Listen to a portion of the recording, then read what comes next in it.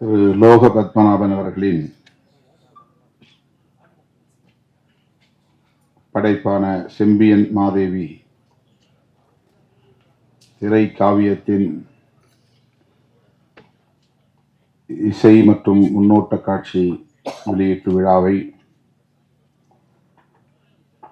சிறப்பிக்கிற வகையில் பங்கேற்று உரையாற்றி விடைபெற்று சென்றிருக்கிற தமிழ்நாடு திரைப்பட இயக்குநர்கள் சங்க தலைவர் மதிப்புமிகு ஆர்.வி. உதயகுமார் அவர்களே, எழுத்தாளர் ஓவியா அவர்களே, திரு துரைசாமி அவர்களே, திரு விஜயமுரளி அவர்களே, திரைப்பட இயக்குநர்கள் திரு சுப்பிரமணிய சிவா அவர்களே, திரு ராஜா ஆனந்த் அவர்களே, தொழிலதிபர் பரசு முருகையன் அவர்களே, திரைப்பட இயக்குனர் மந்திரமூர்த்தி அவர்களே, இயக்குனர் சுரேஷ் மாரி அவர்களே, தோழர் உலக சினிமா பாஸ்கர் அவர்களே, திரைப்பட நடிகைகள் மஸ்கரா அவர்களே, அஸ்மிதா அவர்களே, பாடலாசிரியர் அரவிந்த் அவர்களே, திரைப்பட இசையமைப்பாளர் திரு ஏ.டி. ராம் அவர்களே, இந்த நிகழ்வில் பங்கேற்று வாழ்த்தி உரையாற்றி அமர்ந்திருக்கிற கவிஞர் அண்ணன் காசி முத்துமாணிக்கம் அவர்களே, அறம் என்கிற ஒரு வரலாற்று காவியத்தை படைத்த நமது இயக்குனர் கோபி நயினார் அவர்களே, மற்றும் இந்த திரைப்படத்தில் இந்த படைப்பாக்கத்தில் இயக்குனர் லோக பத்மநாபன் அவர்களுக்கு துணை நின்ற உதவி மற்றும் துணை இணை இயக்குநர்களே, அனைத்து தொழில்நுட்ப கலைஞர்களே, வருகை வந்திருக்கிற தமிழ் சொந்தங்களே,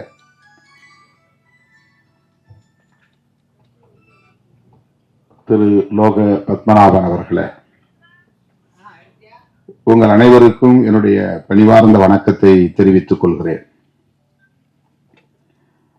சற்று காலந்தாழ்ந்து வர நேர்ந்தமைக்கு முதலில் வருத்தத்தை தெரிவித்துக் கொள்கிறேன்.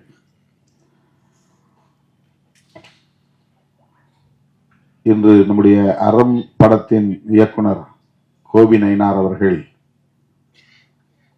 இயக்கியுள்ள மனுஷி என்கிற ஒரு திரைப்படத்தில் முன்னோட்ட காட்சியை பார்க்கிற ஒரு சூழல் அமைந்தது. திரு வெற்றிமாறன் அவர்களின் தயாரிப்பில் கோபி நயினார் அவர்களின் இயக்கத்தில் விரைவில் வெளிவர இருக்கிற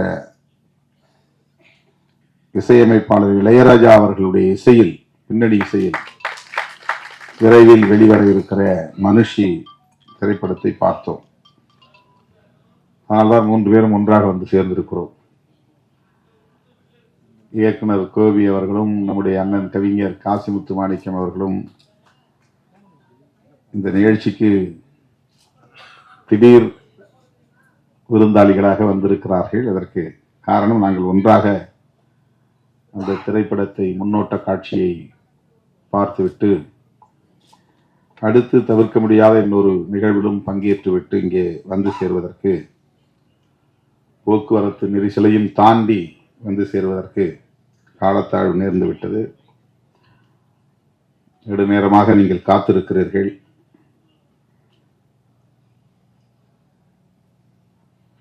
நான் நீண்ட நேரம் எடுத்துக்கொள்ள விரும்பவில்லை. லோக பத்மநாபன் அவர்கள் பேசும்போது 2010 நான் இந்த மேடையில் ஒரு உதவி இயக்குநராக ஏறி நிற்கிற வாய்ப்பு கிடைத்தது. 14 ஆண்டுகளுக்கு பிறகு ஒரு இயக்குனராக இந்த மேடையில் நான் வந்து நிற்கிறேன். இது ஒரு அருமையான தருணமாக நான் பார்க்கிறேன் என்று தன்னுடைய நெடிய பயணத்தை திரும்பி பார்க்கிறார். இந்த இடத்தை எட்டுவதற்கு ஒரு மாமாங்கம் தேவைப்பட்டிருக்கிறது. 12 ஆண்டுகளுக்கு மேலாக எப்படி இவர் இயக்குகிறார், எழுதுகிறார், நடிக்கிறார், இசையும் அமைக்கிறார் என்று பலரும் இங்கே வியப்பாக கேள்வி எழுப்பினார்கள். அதற்கு நான் விடை சொல்கிறேன் என்று தன்னுடைய போராட்ட வாழ்வை பகிர்ந்து கொண்டார். எத்தனை திரைப்படங்களில் உதவி இயக்குனராக, எத்தனை திரைப்படங்களில் துணை இயக்குனராக, இணை இயக்குனராக பணியாற்றினேன். தமிழை தாண்டி தெலுங்கு போன்ற பிற மொழிகளிலும் நான் பணியாற்றி இருக்கிறேன்.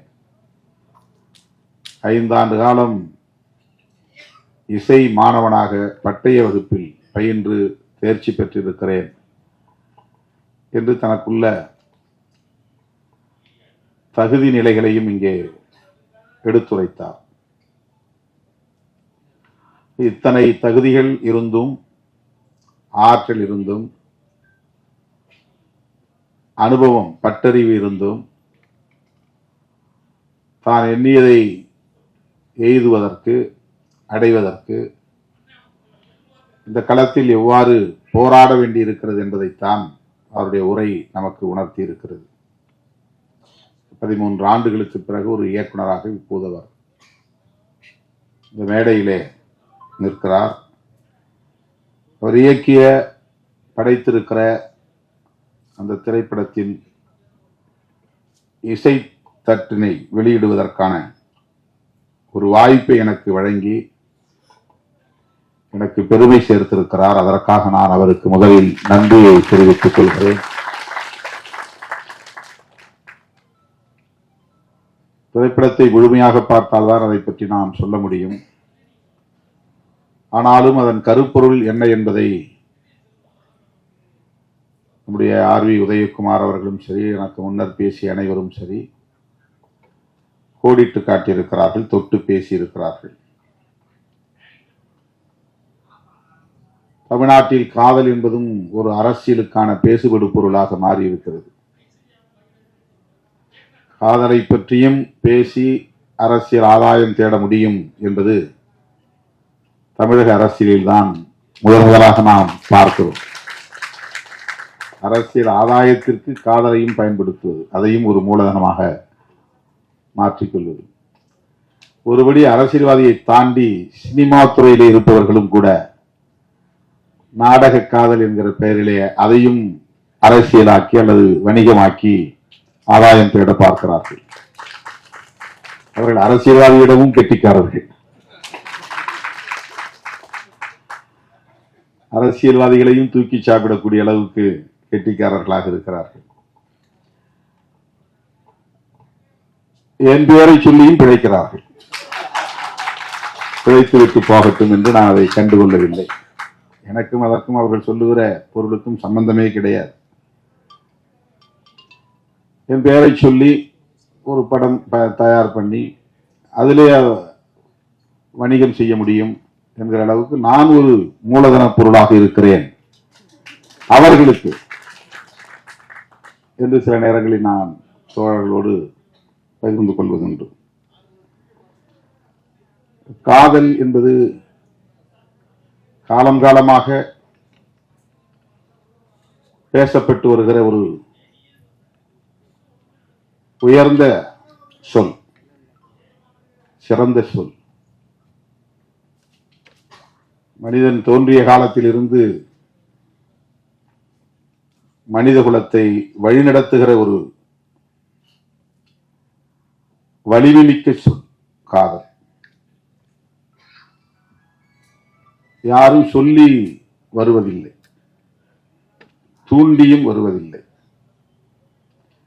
அது ஒரு இயல்பான உணர்வு. அததான் ஆர்வி உதயகுமார் அவர்கள் காதலித்து பார்த்தால்தான் காதலை புரிந்து கொள்ள முடியும் என்று சொன்னார். பாடம் எடுத்து புரிந்து கொள்ள முடியாது. அறிவியலை பாடம் எடுத்து சொல்லித்தர முடியும், கணக்கை பாடம் எடுத்து சொல்லித்தர முடியும், அதற்கெல்லாம் ஆசிரியர்கள் உண்டு. காதலுக்கு ஆசிரியர்கள் கிடையாது. அது இயல்பான உணர்வு. அப்படி சொல்லித்தரவும் முடியாது.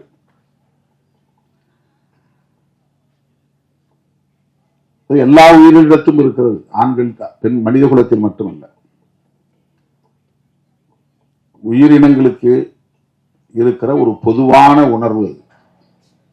அது உலகம் தழுவிய ஒரு பொது உணர்வு. எல்லா உயிரினத்துக்கும் பொதுவான உணர்வு. அது மனுஷனுக்கு மட்டும்தான் இருக்குங்கிறது கிடையாது. உயிரினமாக இருக்கக்கூடிய இரு பாலினத்துக்கு இடையில் அவரவர் அந்தந்த உயிரினங்களுக்கு ஏற்ப அது நிகழ்கிறது. நம்மால் உணர முடியாமல் இருக்கலாம். பறவைகளுக்கு இடையிலே நிகழ்கிறது, ஊர்வன இடையே நிகழ்கிறது, விலங்குகளிடையே நிகழ்கிறது. மனிதனால் அது உணர முடியாது. மனிதர்களுக்கிடையே இருக்கிறது. ஆனால் 100 விழுக்காடு ஒவ்வொருவரும் காதலித்துதான் திருமணம் செய்கிறார்களா என்றால் இல்லை.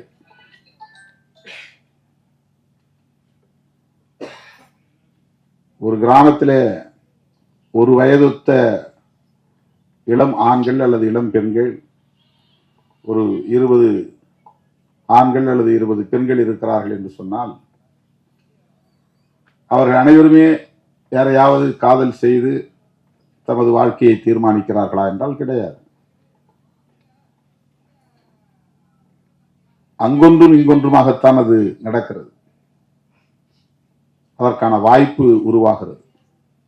உணர்வு இருக்கும், அது கனியாது, மலராது, அந்த சூழல் உருவாகாது. ஆகவே இது ஒரு தன்னியல்பான ஒன்று.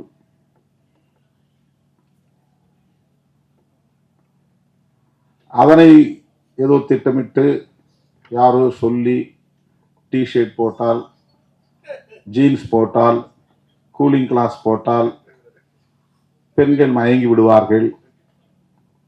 அந்த டிஷர்ட் போட்டவன் பின்னாலேயே பெண்கள் போய் விடுவார்கள் என்பதை போன்ற ஒரு தோற்றம் இங்கே உருவாக்கப்பட்டு அதற்கு ஒரு பெயரை சூட்டியிருக்கிறார்கள், நாடக காதல். அப்படி ஒன்று இருக்கவே முடியாது. காதல் காதல் தான், அவ்வளவுதான். இன்னொன்று அப்படி ஒன்று இல்லை, அப்படி ஒன்று இருக்க முடியாது. நாடகம் செய்தெல்லாம் யாரும் யாரையும் ஏமாற்றி விட முடியாது.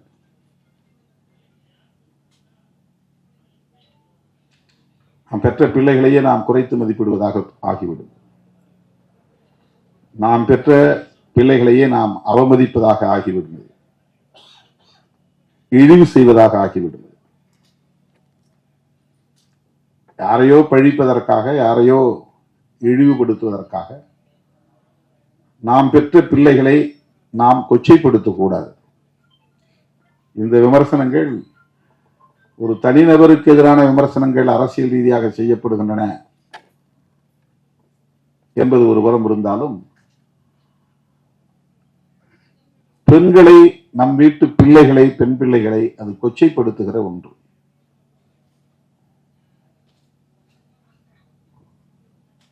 அதை ஒருபோதும் நியாயப்படுத்த முடியாது.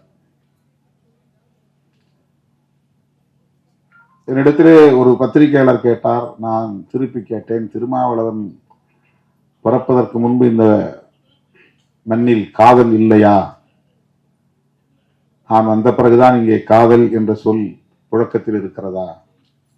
இது எவ்வளவு பெரிய அபாண்டம், எவ்வளவு பெரிய வீண் பழி.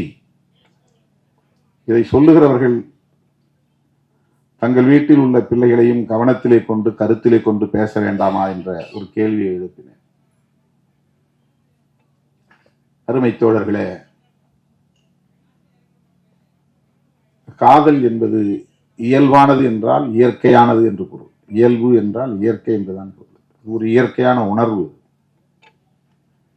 அது வலிந்து உருவாக்க முடியாது. ஒருவர் சொல்லி இன்னொருவர் அதை செய்யவும் முடியாது. ஆகவே திரைப்படங்களாக இருந்தாலும் சரி, நாவல் எழுதுவதாக இருந்தாலும் சரி, எந்த படைப்பாக இருந்தாலும் சரி, தவறான ஒரு தோற்றத்தை உருவாக்கக்கூடாது. இதுதான் என்னுடைய கருத்து, என்னுடைய வேண்டுகோள். காதலுக்கு ஏன் எதிர்ப்பு வருகிறது? எல்லா நாடுகளிலும் இது போல காதலுக்கு எதிர்ப்பு உண்டா? கட்டாயமாக இருக்கும். காதலுக்கு எதிர்ப்பு கட்டாயமாக இருக்கும். அதனுடைய பரிமாணங்கள் நாட்டுக்கு நாடு வேறுபடுகிறது. இந்தியாவை பொறுத்தவரையில் ஏற்கனவே இங்கு நிறுவப்பட்டிருக்கிற ஒரு கருத்தியல் காதலை மறுக்கிறது. இனக்கலப்பு ஏற்பட்டு விடக்கூடாது அல்லது சாதி கலப்பு ஏற்பட்டு விடக்கூடாது என்பதுதான் அந்த கருத்தியல். சாதி தூய்மைவாதம் என்பதுதான் அந்த கருத்தியல்.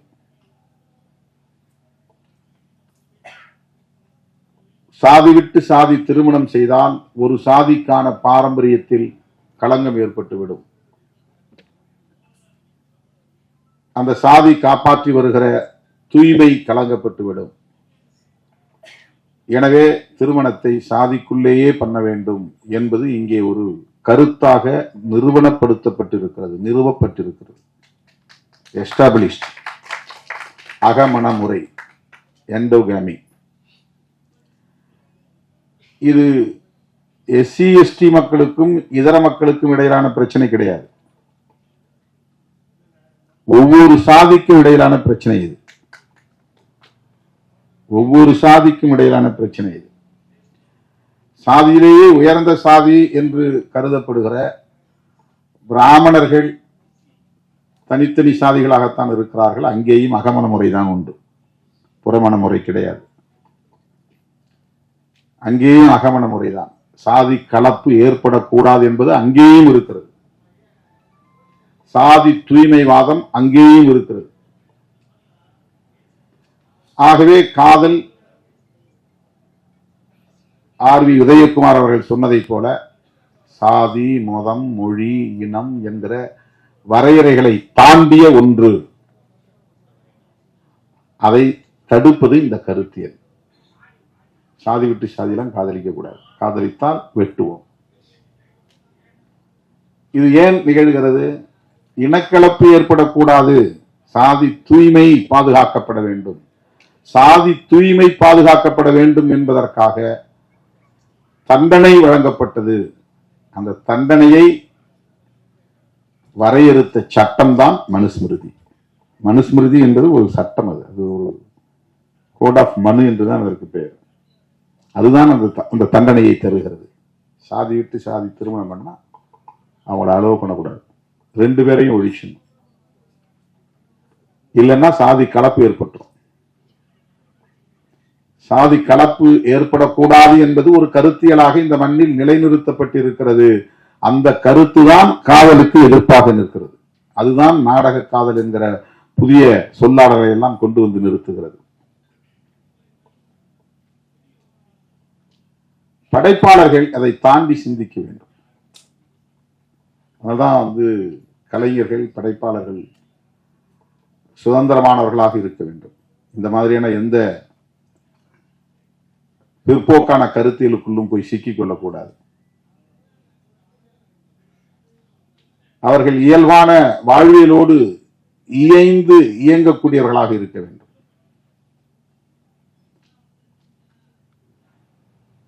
அந்த ஆளுமை உள்ளவர்களால் தான் சிறப்பான ஒரு படைப்பை தர முடியும். அதுல எந்த ஒரு கருத்தையும் ஏற்றக்கூடாது. என் கூட இருக்கிறதுனால நான் சொல்ற கருத்தை தான் சொல்லணும் அப்படின்னு ஒன்றும் கிடையாது.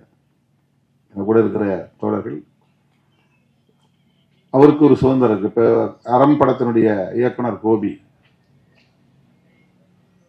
என்னோடு இணைந்து அரசியல் களத்திலும் பணியாற்றுகிறார். ஆனா அந்த சாயல் இருக்காது அவருடைய படைப்புல. அதுதான் அவருக்குள்ள ஆளுமை, அதுதான் அவருக்குள்ள சுதந்திரம். இன்னைக்கு படத்தை பார்த்து வந்த நானும் கவிஞர் காசிமுத்து மாணிக்கம் அவர்களும் அவரை பயங்கரமா பாராட்டிக்கிட்டே வந்தோம். இந்த பாராட்டு மழையில நினைஞ்சு உட்கார்ந்துருக்கிறாரு. இந்த படம் வெளியே வந்தா அவர் யாருங்கிறது தெரியும், எவ்வளவு பெரிய இன்டெலக்சுவல் அப்படிங்கிறது தெரியும். படம்னா குத்துப்பாட்டு இருக்கணும், படம்னா காதல் காட்சி இருக்கணும், படம்னா சண்டை இருக்கணும், படம்னா வன்முறை இருக்கணும், படம்னா ஒரு வணிக நோக்கம் இருக்கணும் அப்படிங்கறதெல்லாம் உடைச்சிருக்கிறாங்க. வெறும் டிஸ்கஷன் தான் 2 மணி நேரம் ஒரு அறைக்குள்ள உட்கார்ந்து பேசிக்கிட்டே இருக்கிறாங்க, அவ்வளவுதான். அதான் படம். அவுட்டோர் ஷூட்டிங்லாம் கிடையாது. ஊரா கேமராவை எடுத்துட்டு சுத்துறதுலாம் இல்லை. ஒரு ரூமை பிடிச்சி ரூம்ல 4 பேரை உட்கார வச்சு பேச வைக்கிறார்.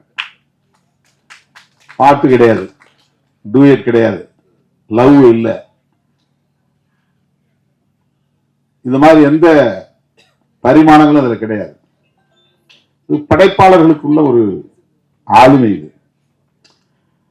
அதுல அவர் என்ன சொல்ல வர்றாருன்னா, மக்களை அறிவியலோடு இணைந்து வாழ கற்பிக்க வேண்டும். அறிவியல் என்ன சொல்ல, அறிவியல் சொல்றதுதான் யதார்த்தமான உண்மை. அறிவியல் தான் யதார்த்தமான உண்மை. அதுல எந்த விதமான புனைவும் இருக்காது. நம்பிக்கைங்கிற பேர்ல எந்த கற்பனையும் இருக்காது, எந்த திணிப்பும் இருக்காது. அறிவியல் அறிவியல் அறிவியல் அவ்வளவுதான். அது நிறைய தத்துருவமான காட்சிகள் அதில் பதிவு பண்ணியிருக்கிறார். பேப்பரை தூக்கி இப்படி எரிஞ்சா அது பறக்குது, அதே பேப்பரை கசக்கி போட்டால் கீழே பொத்துன்னு விழுது. ஒரு பிசிக்ஸ், ஒரு ஹீரோயினை வச்சு சொல்றாரு. இது ஏன் பிள்ளைகளுக்கு சொல்லிக் கொடுக்கணும்? நீ வேற எதுவும் சொல்லி தராத. சாதி ஆண்ட பரம்பரைலாம் சொல்லிக் கொடுக்காத, அரச பரம்பரைலாம் சொல்லிக் கொடுக்காத. அவன் இந்த காலத்திலேயே ஆண்டா, இன்னைக்கு நீ பிச்சை எடுத்து தானே இருக்கிற. அவன் கோட்டையை கட்டி ஆண்டாலும் அவன் பரம்பரை இன்னைக்கு என்ன நிலையில இருக்கு? அது நிலைக்காதுங்கிறது தான் அர்த்தம். கோட்டை கட்டி ஆண்டவன் பிள்ளை அர்த்தம் அது பரம்பரை. நான் மறுபடியும் அதே கம்பீரத்தோட இருப்பேன், யானையில போவோம், குதிரை போவோம், போக முடியுதா? முடியாது. இதுதான் வாழ்க்கை. கோட்டை இருந்த இடம் இப்ப மண்ணா கிடக்குது. அதனால அதை சொல்றதுல எந்த அர்த்தமும் கிடையாது. அறிவியலை சொல்லிக் கொடுங்கிறார் இந்த படத்துல. அறிவியலை சொல்லிக் கொடு. அறிவியல்னா பரீட்சைக்கு எழுதுறதுக்கான அந்த சயின்ஸ் இல்ல, வாழ்வியலே ஒரு அறிவியல் தான். அந்த அறிவியல் அடிப்படையில் தான் உயிரினங்கள் எல்லாம் வாழ்கிறது. கற்பனைகளிலும் கற்பனையான நம்பிக்கைகளிலும் சிக்கி கிடக்கிற உயிரினம் தான் மனித குலம். இதுதான் கற்பிதங்களுக்குள் சிக்கி கிடக்கிற சமூகம். எனக்கு இன்னும் ஒரு பாரம்பரியம் இருக்கு, நான் இந்த குடும்பத்தை சார்ந்தவன் அப்படிங்கு, நான் இப்படிப்பட்ட ஆளு அப்படின்னு ஒரு ஈகோ, இது எல்லாமே கற்பிதங்கள். சாதி என்பது ஒரு கற்பிதம், மதம்ங்கிறது ஒரு கற்பிதம், கடவுள் என்பது ஒரு கற்பிதம். கடவுள் உண்டா இல்லையான்னு கேள்வி கேட்பேன். நீ கடவுள் நம்புறியா இல்லையா கேள்வி, அந்த டிஸ்கஷன் போது உண்டா இல்லையாங்கிறது பிரச்சனை இல்லை, நம்புறியா இல்லையா. கடவுளை பற்றி நான் எதுவும் பேச தேவையில்லை. மனிதனுடைய வாழ்க்கை தான் முக்கியமானது. நான் எப்படி வாழணும்னு நினைக்கிறேன், அவ்வளவுதான். இந்த வாழ்க்கையை எப்படி நான் வாழ்ந்துட்டு போகணும். ஒரு அருமையான ஒரு உரையாடலை அவர் 2 மணி நேரத்துக்கான ஒரு திரைப்படமா உருவாக்கி இருக்கிறார். இப்படிப்பட்ட படைப்பாளர்கள் தான் இப்போ தேவைப்படுகிறார். ரொம்ப முக்கியம். என் கூட இருக்கிறாரு, நீங்க நான் பேசுற அரசியல்லாம் நீங்க அதை பேசக்கூடாதா, அந்த வசனங்கள்லாம் அதில் வைக்கக்கூடாதா, என்ன அந்த சாயல் இல்லை அப்படின்னு நான் அவரை தூண்ட முடியாது. அப்படி கருத்தை திணிக்கவும் கூடாது. அது வேறு. அவரு 24 மணி நேரம் அரசியல் பண்றாரு, ஆனா படத்துல அது அந்த சாயல் இருக்காரு. இந்த சாயல் இல்லை. அரண் ஒரு படம் நீங்க பார்த்தா தெரியும். கற்பிதங்களுக்குள்ளே சிக்கி கிடக்கிற மானுடத்தை மீட்பது என்பதுதான் படைப்பாளர்களின் போராட்டமாக இருக்க வேண்டும். கற்பிதங்களுக்குள் சிக்கி கிடக்கிற மானுடத்தை மீட்பதுதான் படைப்பாளர்களின் ஆளுமையாக இருக்க வேண்டும். அதுதான் ரொம்ப முக்கியமானது. ஆணவ கொலை என்பது ஒரு கற்பிதம். அது என்னன்னா, அவனுக்கு பெற்ற பிள்ளையை விட 10 மாசம் சுமந்த பிள்ளை அவனுடைய வாழ்க்கையை விட நான் என் சாதி கௌரவம் தான் முக்கியம். இந்த வசனத்தை செம்பியன் மாதிரி வருது. எனக்கு சாதியும் கௌரவம் தான் முக்கியம் அப்படின்னு விட்டோம். சாதியும் கௌரவமும் தான் எனக்கு முக்கியம். என்ன கௌரவம்? சாதி அடிப்படையிலான கௌரவம். கௌரவம் கல்வி அடிப்படையிலான கௌரவம் அல்ல, அறிவு அடிப்படையிலான கௌரவம் அல்ல. ஆற்றல் அடிப்படையிலான கௌரவம் அல்ல, சாதி அடிப்படையிலான கௌரவம். செம்பியன் மாதவி படத்துல லோக பத்மநாபன் எழுதிய வசனத்துல வில்லனா நடிக்கிறவர் சொல்றார், எனக்கு சாதியும் கௌரவம் தான் முக்கியம் அப்படின்னு அப்படியே அருவாளை வச்சு ஹீரோவை வெட்டுறார். இது தமிழ்நாட்டில் மட்டுமல்ல, இந்தியா முழுவதும் உள்ளது. இது கற்பிதம். இது வந்து வரட்டு கௌரவம். நாம அந்த கௌரவ கொலைன்னு சொல்லுவாங்க, நான் வரட்டு கௌரவ கொலைன்னு சொல்லுவோம். இப்ப இது ஆணவ கொலைன்னு நம்ம பதிவு பண்றோம். அது வந்து ஒரு ஃபால்ஸ் பிரஸ்டீஜ். பிரஸ்டீஜுங்கிறது எது? நமக்குரிய மரியாதை என்பது என்ன? தன்மானம் தான் உண்மையான கௌரவம். இப்படி தன்மானம் தான் முக்கியமானது. ஒரு டிக்னிட்டின்னு சொல்றோம், அந்த டிக்னிட்டி தான் முக்கியமானது.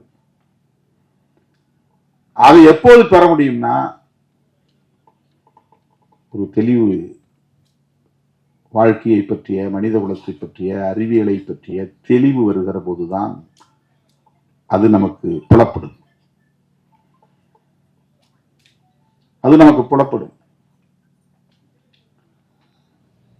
ஆகவே செம்பியன் மாதேவி ஒரு ட்ரெய்லர் தான் போட்டிருக்காரு, முழு படம் நம்ம பார்க்கல. அதில் வரக்கூடிய காட்சி, அதில் வரக்கூடிய வசனம், காதலுக்கு எதிர்ப்பு சாதியின் பெயரால் இருக்கிறது, அதை பற்றி அதிலே பேசப்படுகிறது என்பதை நம்மால் உணர முடிகிறது. இதை ஏன் திரும்ப திரும்ப பேச வேண்டும்?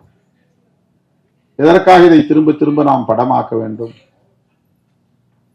திரும்ப திரும்ப விவாதிப்பதன் மூலம்தான் ஒரு பிரச்சனை தீர்வு எட்டுகிறது. மீண்டும் மீண்டும் உரையாடல் தேவைப்படுகிறது. நாம நிறைய காலத்துல, கடந்த காலங்களில் அரசியல் என்னன்னா, காஸ்ட் பத்தி நம்ம பேசக்கூடாது, நமக்கு காஸ்ட் கிடையாது அப்படின்னு தள்ளி விட்டுருவாங்க. சாதி பிரச்சனை பத்தி பேசக்கூடாது, நம்ம இடத்துல சாதி பிரச்சனை இல்லை, ஆனா இருக்கு, உண்மையில் இருக்கு. மனுஷன் பிறந்ததுல இருந்து சாகர வரையிலும் அவனை அறியாம அவனை வழி நடத்திட்டு இருக்கிறது சாதி உளவியல்.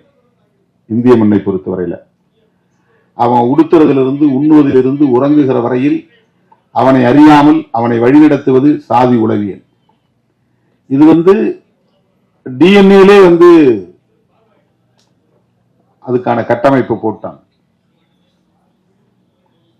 நான் சாதி ஒழிப்பை பேசினா கூட என்னை ஏதோ ஒரு சக்தி இயக்கி கொண்டிருக்கிறது, அதில் டாமினன்ட் ஆதிக்கம் செலுத்துவது சாதியானா இருக்கு. நான் யாரோட உறவாட முடியும்? நான் யாரை நட்பா வச்சுக்க முடியும்? எனக்கு யாரு அக்சஸா இருக்கிறாங்க, ஈஸி அக்சஸா இருக்கிறாங்க? இந்த சமூகம் அப்படி கட்டமைக்கப்பட்டிருக்கு. அந்த மாதிரிதான் வந்து நண்பர்கள், அந்த மாதிரிதான் உறவுகள், அந்த மாதிரிதான் வந்து இயக்கம், நடவடிக்கைகள் இந்த மண்ணில் அமைக்கப்பட்டிருக்கிறது. நாம் ஏன் இதை வேண்டாம் என்று சொல்லுகிறோம்? இதற்கு ஒரு நீண்ட நெடிய கசப்பான அனுபவங்கள் இருக்கிறது. நான் மட்டும் சொல்லவில்லை, ஐயன் திருவள்ளுவன் சொல்லியிருக்கிறார் 2000 வருடங்களுக்கு முன்னால். காதலை வாழ்த்துகிறார், சாதியை ஒழிகை என்கிறார். இது ஐயன் திருவள்ளுவனுடைய நிலைப்பாடு. அதுக்கும் பின்னால போனால் கௌதம புத்தரும் அதுதான் சொல்றாரு. கௌதம புத்தர் வந்து ஏதோ ஒரு மதத்தை உருவாக்கிய குரு என்பதை போல, மடாதிபதி என்பதை போல இங்கே காட்டப்படுகிறது, அல்லது கடவுள் போல காட்டப்படுகிறது கிடையாது. இந்த மண்ணில் சமத்துவம் இல்லை, சமத்துவத்தை உருவாக்க வேண்டும் என்பதற்காக ஒரு கோட்பாட்டை உருவாக்கியவர் கௌதம புத்தர். சுதந்திரம், சமத்துவம், சகோதரத்துவம் என்பதுதான் பௌத்தத்தின் அடிப்படை கோட்பாடுகள். அரசமைப்பு சட்டத்தில் பிரியாம்பிள் என்கிற முகப்புரையில அம்பேத்கர் அவர்கள் எடுத்து கையாளுகிற இந்த சொற்கள் பகவான் புத்தரின் போதனைகளில் இருந்து நான் எடுத்து கையாண்டது என்று புரட்சியாளர் அம்பேத்கர் அவர்கள் விளக்கம் பெறுகிறார். பிரெஞ்சு புரட்சியிலிருந்து நான் எடுக்கல, அவருடைய போதனைகள் இருந்து. ஆகவே அவரும் இந்த சாதியின் பெயரால் இருக்கிற சமத்துவமின்மையை எதிர்க்கிறார், நிறுவப்பட்டிருக்கிற சமத்துவமின்மையை எதிர்க்கிறார். பிறப்பின் அடிப்படையில் உயர்வு தாழ்வு என்று இங்கே நிறுவப்பட்டிருக்கிற இந்த கருத்தியலை, இந்த உளவியலை அவர் கட்டுடைக்கிறார். அதுதான் பௌத்தம். ஆகவே இது ஏதோ புதுசா நாம பேசுற அரசியல் கிடையாது. நம்ம இப்ப பேசுற வேண்டாம், காதலுக்கு மரியாதை கொடுக்கணும், காதலை வந்து சாதியின் பேரால தடுக்கக்கூடாது அப்படின்னு நம்ம பேசுறோம்னா இது நம்முடைய கருத்து கிடையாது. இப்ப 1000 ஆண்டுகளுக்கு மேலாக இங்கே பேசப்பட்டு வருகிற கருத்து தான். ஆக இன்னும் உரையாட வேண்டிய தேவை இருக்கிறது. இந்த 2000 வருஷம் பத்தல, இன்னும் உரையாட வேண்டிய தேவை இருக்கிறது. இன்னும் 2000 வருஷம் கூட பிடிக்கலாம். இதை கடந்து மனிதன் முதிர்ச்சி அடைவதற்கு, பக்குவம் அடைவதற்கு, உயர்ந்த நிலையை எட்டுவதற்கு, உளவியல் பக்குவமடைந்த உளவியலை பெறுவதற்கு இன்னும் பல 100 ஆண்டுகள் கூட ஆகலாம். நாம் எந்த அளவுக்கு இந்த உரையாடலை இன்னும் கூர்த்திட்டுகிறோமோ ஜனநாயக பூர்வமாக, இது சரி, இது தவறு, இது வேண்டும், இது வேண்டாம், இது நியாயம், இது அநியாயம் என்கிற அடிப்படையிலே இந்த உரையாடல்களை நாம் கூர்த்திட்ட அது விரைவாக ஒரு பக்குவமடைந்த நிலையை எட்டும். ஆகவே செம்பியன் மாதவி போன்ற திரைப்படங்கள் இன்னும் இங்கே தேவைப்படுகிறது. ஆணவ கொலைகள் குறித்த விவாதங்களை இன்னும் கூர்த்திட்ட வேண்டிய தேவை இருக்கிறது. இது மோதலுக்காக அல்ல, தீர்வுக்காக. இது வன்முறையை தூண்டுவதற்காக அல்ல, ஒரு நல்ல வாழ்வியலை கட்டமைப்பதற்காக. உரையாடல் நிகழ்த்தாத எந்த பிரச்சனையும் தேடாது, தீர்வை தராது. புருஷன் பொண்டாட்டிக்கு இடையில பிரச்சனை இருந்தா கூட மூஞ்சி வச்சிருக்க கூடாது, பேசணும். தீர்வு கூடாது, பேசணும். என்னங்கிறத அதுக்குன்னு நேரத்தை ஒதுக்கி வச்சு பேசணும். அப்பதான் அதுக்கு தீர்வு கிடைக்கும். பேசாத எந்த பிரச்சனைக்கும் தீர்வு இல்லை, உரையாடல் இல்லாத எந்த சிக்கலுக்கும் தீர்வு கிடையாது. ஆகவே இதுபோன்ற படைப்புகள் எல்லாம் உரையாடல்களுக்கான படைப்புகள், தீர்வை நோக்குகிற, தீர்வை நோக்கி பயணிக்கிற உரையாடல்களை உருவாக்குவதற்கான படைப்புகள்.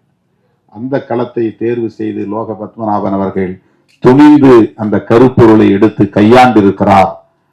அதை இன்றைக்கு ஒரு படைப்பாக நம் இடத்திலே தமிழ் சமூகம் உணர வேண்டும் என்கிற வகையிலே சமர்ப்பிக்கிறார் என்பது பாராட்டுதலுக்குரியது. அவருடைய முதல் படம், அவருடைய இயக்கத்தில் வெளிவருகிற முதல் படம் மாபெரும் வெற்றியை பெற வேண்டும். அவர் மிகச்சிறந்த இயக்குனர் என்கிற நிலையை எட்ட வேண்டும். இந்த வணிகமயமான கதை பின்னலுக்குள்ளே போய் சிக்கிக் கொள்ளாமல் ஒரு படம் எடுத்தால் கூட, அவர் ஒரு 7-8 வருஷம் முன்னால் எடுத்தார். ஆனா அறம் இன்னைக்கும் பேசப்படுகிறது. ஒரே ஒரு படம் தான், ஒரே ஒரு சின்ன கருப்பொருள் தான். ஒரு படம் எடுத்தால் கூட, அதுக்கப்புறம் படம் கூட தேவையில்லை. ஆனால் அதிலே மனித குலத்துக்கு நாம் என்ன சொல்லுகிறோம், எப்படி அவர்களுக்கான வழிகாட்டுதலை தருகிறோம், அதை எப்படி உரையாடலுக்கு உட்படுத்துகிறோம், அதுதான் ரொம்ப முக்கியம். படம் வந்தவொடனே ஒரு 10 நாள் பேசுபொரு பொருளா மாறும், ஒரு கோடியா பணம் கொட்டும், அதுல பெரிய பயனடைவாங்க. அதுக்கப்புறம் அது போய் இங்கே ஒரு வாரத்தில் கிடக்கும். அதுக்கப்புறம் அது யாரும் பேச முடியாது.